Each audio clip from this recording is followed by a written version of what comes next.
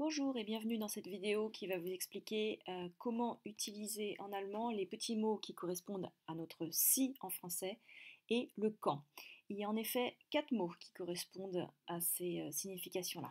Le premier c'est hop, ensuite vous avez wenn, vous avez wann, vous avez als. Alors on va essayer de distinguer quels sont différents emplois, dans quel type de phrase on va les utiliser. Alors, premièrement, le hop, c'est celui que vous apprenez souvent le plus tôt. C'est un mot qui signifie si, mais pas n'importe quel si, c'est celui de la question directe ou indirecte. Donc, je vous ai donné l'exemple Ich frage mich, ob sie kommt. Je me demande si elle vient. Donc, ici, on est bien dans un cas de question indirecte. Alors, quand je dis question indirecte, c'est toute situation où on n'est pas sûr. Donc, vous n'aurez pas forcément le verbe fragen, mais vous aurez un verbe qui exprime l'incertitude, donc le fait qu'on se pose la question. Ensuite, vous avez le wenn que vous connaissez parce qu'il peut correspondre à si, donc le si de la condition.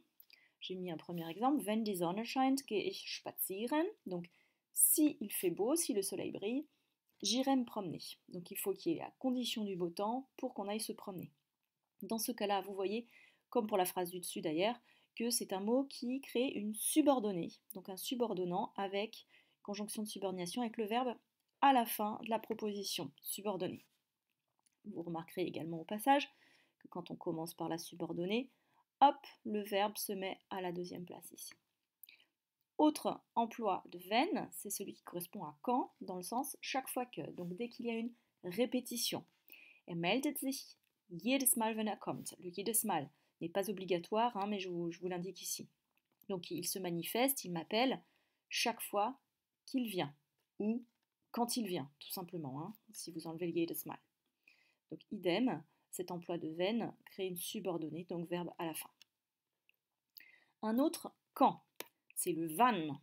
Vous le retrouverez comme pour l'emploi de hop dans une question directe ou indirecte. Ici, je vous ai mis une question directe. Wann kommst du? Mais on peut très bien avoir je me demande quand il vient. Ich frage mich, wann kommt.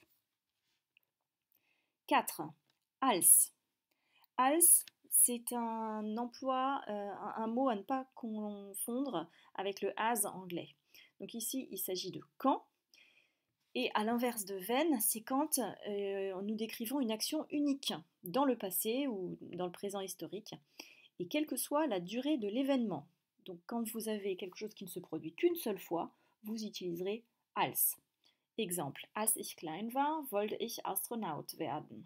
Donc quand j'étais petit, je voulais être astronaute, je voulais devenir astronaute. Donc vous voyez que la période où on est petit peut durer très très longtemps, mais ça ne correspond qu'à une seule période de la vie, donc c'est un événement unique. Voilà pour la théorie. Maintenant, je vous invite à télécharger la feuille sous le lien pour pouvoir faire les exercices dont vous aurez la correction plus tard.